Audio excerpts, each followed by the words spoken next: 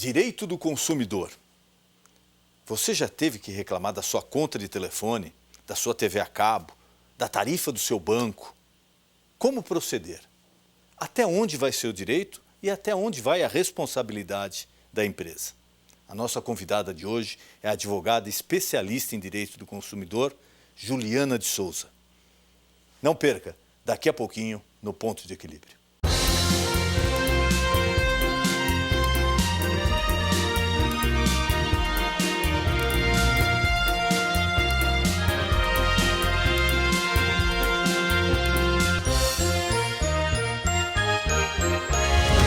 Todos os dias, milhares de consumidores são afetados por cobranças indevidas, má qualidade de produtos e serviços, além de problemas com o contrato das prestadoras.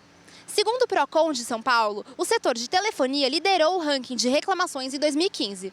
Se você ainda não passou por isso, provavelmente conhece alguém que já enfrentou esse problema. Você já teve problemas com a sua operadora celular? Sim, já tive, sim. Diversos, nem um só, né? Diversos. Sim, já tive vários problemas. Já vários problemas. Vira e mexe tem problema com operadora de celular. Já mudei várias vezes, inclusive. Você já precisou reclamar das tarifas que os bancos cobram?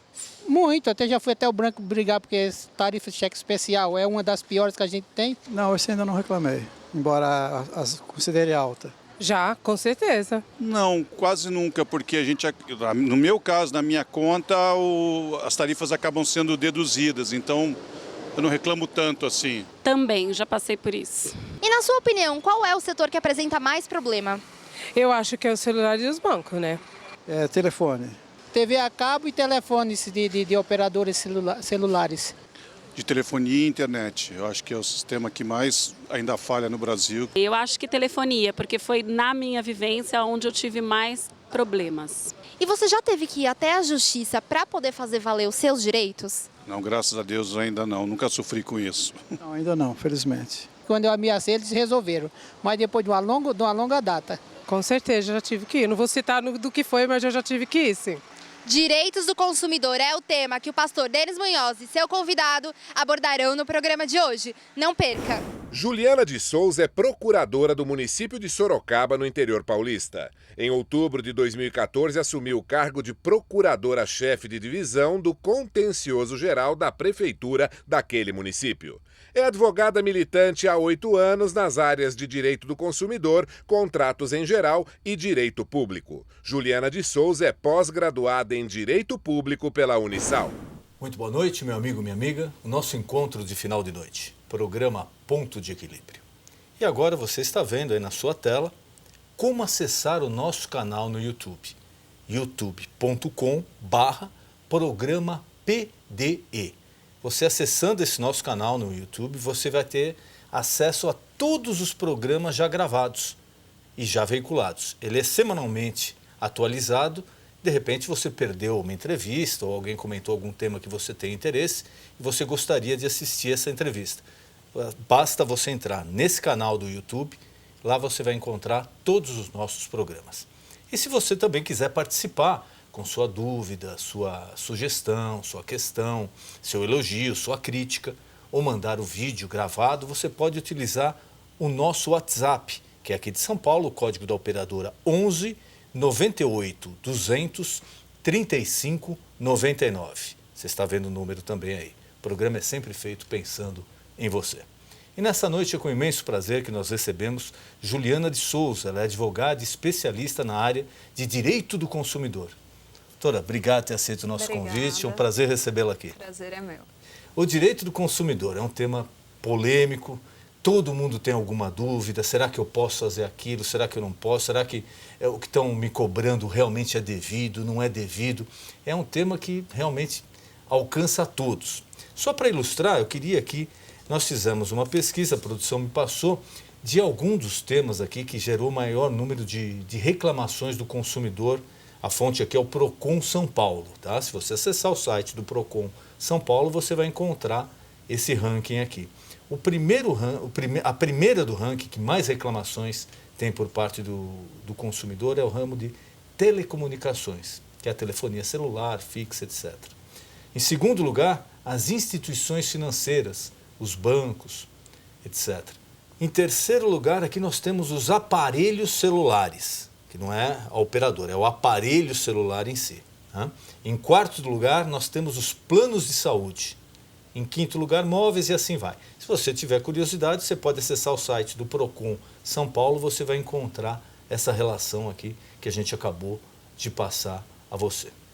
Então, direito do consumidor, doutora, ele evoluiu muito no Brasil. Nós sabemos que foi um artigo que foi colocado, né, na Constituição Federal, depois ele foi regulamentado através da legislação própria. Mas como está essa relação de consumo hoje no Brasil? Esse realmente é um tema muito polêmico, né? Todo mundo tem um problema com relação de consumo. O direito do consumidor, previamente, ele foi previsto na Constituição Federal e depois houve necessidade de regular detalhadamente o direito do consumidor.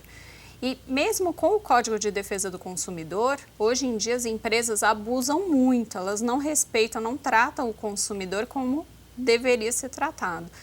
E a gente precisa ter essas normas para assegurar o direito do consumidor mesmo, né?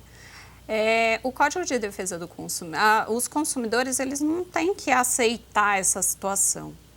E muitas vezes eles são lesados e não buscam os seus direitos, talvez por falta de informação, dificuldade em procurar um advogado, mas essa é uma conduta que é até inaceitável. As pessoas não deveriam aceitar essa situação. O Código de Defesa do Consumidor, entre os seus princípios, ele traz o princípio da vulnerabilidade.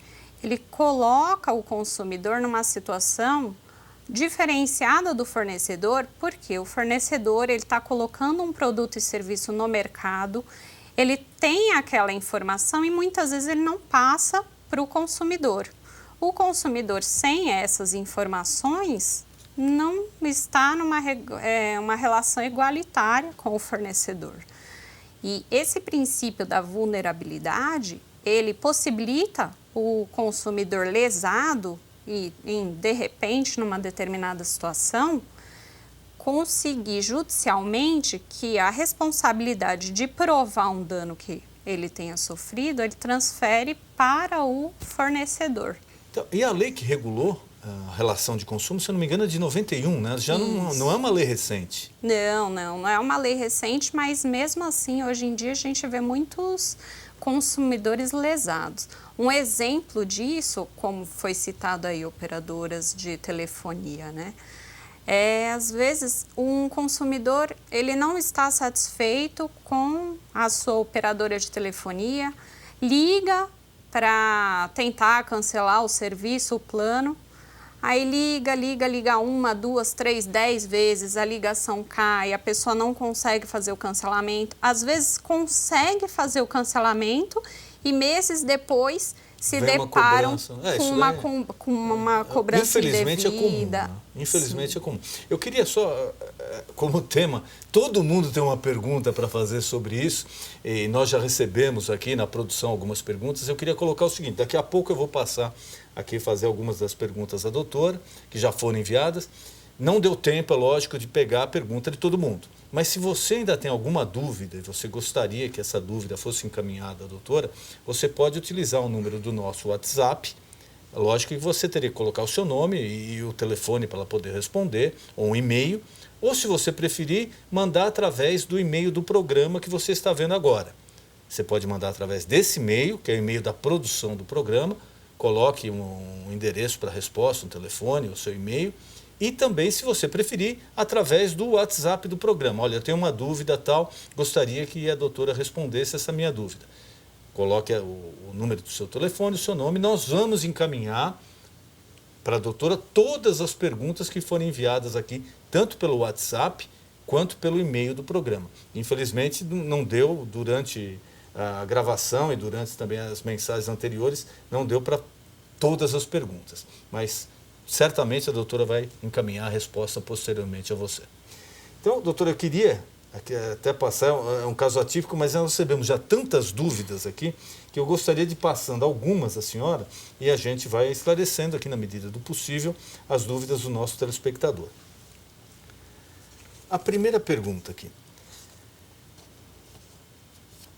O consumidor que paga o que não deve tem direito de reaver o valor? Se ele pagou mais do que devia ou que não devia, como é que ele pode fazer para ter esse valor de volta? Sim, ele tem direito à restituição do valor e acontece muito, né? Às vezes o consumidor ele recebe uma cobrança, ele sabe que ela é indevida, mas pelo medo de ter o nome negativado, ter mais problemas, ele acaba pagando um valor que ele nem deve. Se isso acontecer, ele pode procurar os direitos, comprovado o pagamento, ele consegue restituir a quantia, inclusive em dobro daquilo que foi cobrado indevidamente. Em dobro. Se ele pagou indevidamente, vamos supor, R$100, ele pode pedir R$200. R$200, isso. O Código de Defesa do Consumidor permite isso porque ele já foi lesado, né?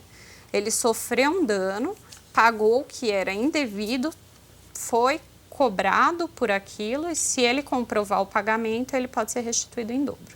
Uma outra dúvida que é muito comum aqui que aparece, a pessoa tem o nome negativado, quer dizer, foi mandado para os órgãos de proteção ao crédito, consta lá, popularmente conhecido como nome sujo, né? Nome negativado. Como ele pode fazer isso daqui? Caberia uma indenização se foi feita de maneira indevida, ou se na época foi feito e depois não foi retirado? Ele pode pedir uma indenização sobre isso daí, a título de dano moral? O que seria o dano moral? Sim, ele pode. O dano moral é aquele que afeta a honra, que causa um transtorno psicológico na pessoa. Muitas pessoas, elas podem ter qualquer problema na vida, que para elas conseguem superar. Mas às vezes o nome da pessoa para ela é tão importante que se ela tiver o nome negativado, aquilo não é tranquilo para ela superar. E se isso acontecer, se ela tiver o nome negativado indevidamente, ela pode procurar seus direitos, pode procurar um advogado, judiciário, que ela vai conseguir, inclusive, uma indenização por danos morais, porque isso afetou a honra dela, a psique. Então, ela vai ser ressarcida desse dano psicológico que ela sofreu. Uma outra pergunta também que aparece muito. No caso do consumidor, se ele paga a dívida e o nome permanece negativado, por exemplo, ele teve o nome negativado, realmente ele estava devendo, mas ele foi lá, fez um acordo ou pagou, só que o nome continua negativado. Qual o procedimento que ele tem que ter? A empresa, quando a pessoa paga a dívida que é devida, a empresa que negativou o nome tem um prazo de 5 dias para retirar o nome do consumidor dos órgãos de proteção ao crédito. Se isso não acontecer, ela também pode buscar os seus direitos e ser indenizada.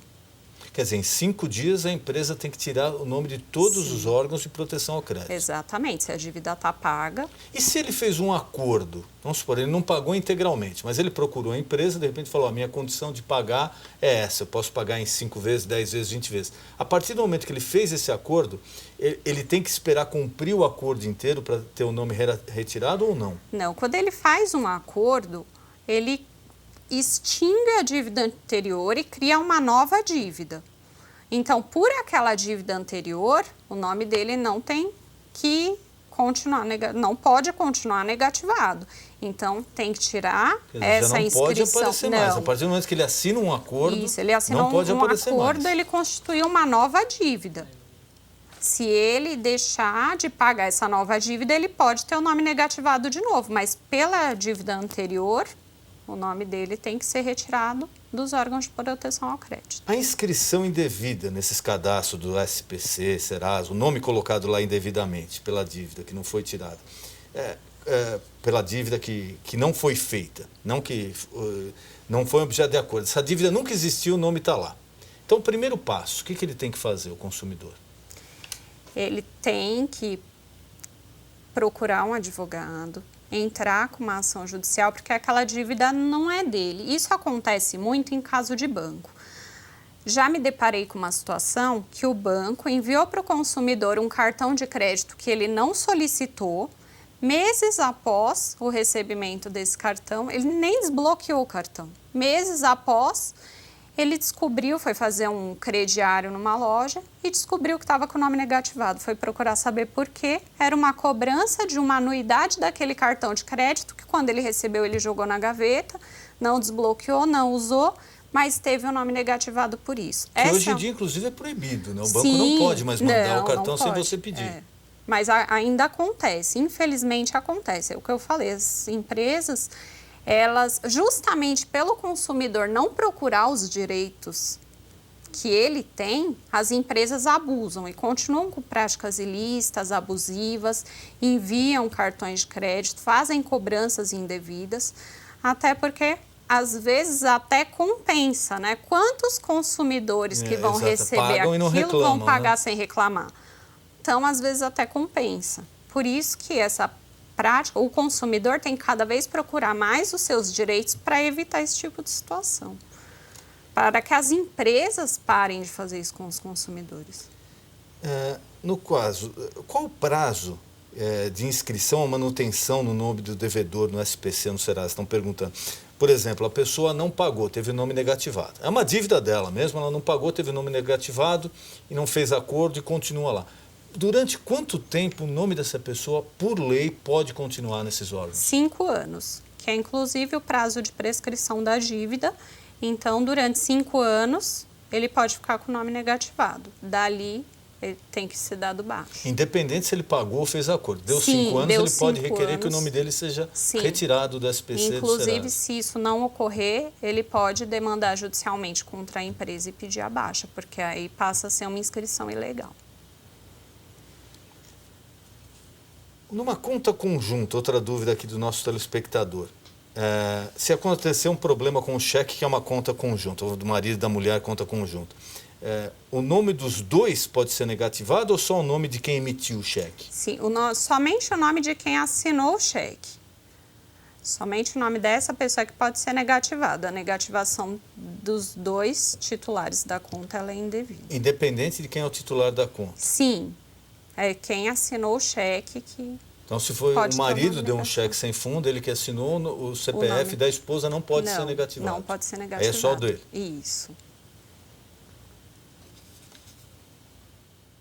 No caso de furto, assalto em acidentes, em dependências de estabelecimento comercial, shopping, banco, quem é responsável por isso? Quem arca com isso? Quando você vai até um estabelecimento comercial, um shopping, por exemplo, você espera que lá tenha o mínimo de segurança. Às vezes a pessoa opta até por comprar dentro de um shopping por se sentir paga mais caro por se sentir mais seguro lá do que de repente em uma loja fora do shopping. Então, se ao ocorrer qualquer coisa dentro de um estabelecimento comercial, quem responde pelos danos causados é o estabelecimento. No caso, o shopping, o banco, eles são responsáveis. Devido a essa relação de consumo já existente. Sim, porque eles ofereceram o serviço. Então, eles são responsáveis pela má prestação do serviço, inclusive a segurança. No caso do excesso, muitas pessoas reclamam que começam a receber telefonemas, cobrando, falando, olha, você está me devendo, você tem que pagar, eu vou mandar gente aí te cobrar. Qual é o limite disso daí que o devedor tem que tolerar? O que a lei prevê? Aí é uma questão muito pessoal dele, né? Se a cobrança realmente é indevida, ele pode, no caso, demandar a empresa uma obrigação de não fazer para que obste essa situação. Agora, se realmente a cobrança é devida, de repente ele pode, ou às vezes não tem como efetuar o pagamento do que está sendo cobrado, mas de repente tentar negociar com o credor, parcelar essa dívida, ou até propor judicialmente alguma negociação, algum acordo para evitar essa situação. No caso de viagem, que é outra dúvida do nosso telespectador, que infelizmente também é muito comum, né? O extravio de bagagem. Sumiu a mala, né? Não chegou ao local, sumiu. Quem é o responsável? É a companhia aérea? Até que limite? Como funciona? Sim, é a companhia aérea. Em um caso de extravio de bagagem, se a bagagem sumiu, a empresa, a companhia aérea, ela tem até 10 dias para conseguir localizar a bagagem e restituir ao consumidor. Caso isso não ocorra, o consumidor tem direito de ter a restituição de tudo que constava dentro da mala. Ele vai relacionar todos os itens, fazer uma pesquisa de mercado do valor de todos os itens que estava na bagagem e pedir o ressarcimento. Se não for possível fazer essa negociação amigavelmente, dá para fazer essa negociação judicialmente e caberia até uma indenização por dano moral pelo transtorno sofrido. Uma dúvida, eu estou tentando aqui sintetizar, porque são muitas perguntas, e lembrando a você, se você ainda tem alguma dúvida, você pode encaminhar nesse e-mail que está aparecendo agora aí, que é da produção do programa, coloque o seu nome, pode encaminhar o e-mail, a produção vai entregar, vai passar a sua dúvida, doutora, e ela vai responder a você. Ou através do WhatsApp, que você está vendo o número agora aí também, 11 98 200 35 99. Você coloca o seu nome, nós vamos encaminhar todas as suas dúvidas à doutora para que ela possa responder. Mas um dos campeões aqui que a gente nota também é a história das operadoras de TV a cabo. Às vezes a pessoa liga reclamando que ou ela trocou o plano por um plano mais barato e continua recebendo uma fatura alta, ou de repente ela pediu cancelamento e continua vindo a cobrança em débito automático da conta dela ou fatura para casa. E até casos piores, que eu já vi que esses títulos também já foram levados a protesto. Qual o documento que a pessoa tem que ter? Porque ela tem que ter uma prova quando ela vai reclamar. O que ela tem que exigir da operadora? É um protocolo, é um número? Como funciona? O consumidor, quando entra em contato, ele pode anotar o número do protocolo, daquele contato e levar a juízo se for o caso. Mas o princípio da vulnerabilidade, que eu falei no começo, ela permite que essa responsabilidade de provar que o consumidor não cancelou o serviço, ela seja atribuída à empresa de telefonia, de TV. Permite que essa responsabilidade seja atribuída a eles para que eles provem que não foi feito o cancelamento do serviço. Porque muitas vezes o consumidor liga para fazer o cancelamento do serviço e às vezes está no trabalho, não anota protocolo, e aí a gente vai tirar o direito do consumidor porque ele não teve a possibilidade de anotar aquele número. Já a empresa que está do outro lado, quando a gente liga ou quando eles ligam, a primeira coisa que eles informam: anote o número do protocolo e esta ligação está sendo gravada. Quer dizer, é muito importante para você, consumidor, nosso telespectador. Às vezes é um número enorme, você não está com papel na mão, caneta. É muito importante, é uma prova, né, que você tem. Quando você for recorrer à justiça, uma das primeiras coisas, mas quando você pediu? Qual o número do protocolo? Então você tem que ter isso daí guardado, porque você passando para o advogado é o que ele vai te pedir para poder começar a pleitear alguma coisa contra a empresa. Sim. Uma outra coisa que tem aparecido muito, doutora, agora que está aumentando o número de compras pela internet. Nessa última semana a gente viu casos aqui até de pessoas que compraram o celular e receberam um tijolo, né? Uma pedra dentro da caixa. A pessoa abriu ali, tirou o lacre, gravou e era uma pedra que ela recebeu. Quais os cuidados que a pessoa tem que tomar nos sites, na compra, em dar o seu cartão de crédito? Como a pessoa deve proceder? Primeiro, é bom sempre verificar se a empresa tem uma loja física, se tem um canal de atendimento ao consumidor, porque às vezes é uma loja isolada, única, que foi criada justamente para lesar o consumidor. Então, é bom ter esse tipo de cuidado para evitar comprar em lojas confiáveis. Não confiar sempre naqueles preços imperdíveis, menos da metade do preço. Se acontecer, o consumidor pode buscar na justiça a resolução do dano que ele sofreu. Mas será que ele vai encontrar a empresa? Por isso. Porque às vezes a pessoa, infelizmente está acontecendo muito isso, a pessoa monta um site, né, anunciando uma venda, quando você vai tomar providência, não recebe, lógico, passou o número do seu cartão de crédito, etc, a pessoa tem todos os dados, já foi emitida a cobrança, e quando você vai atrás, a empresa pura e simplesmente não existe, né?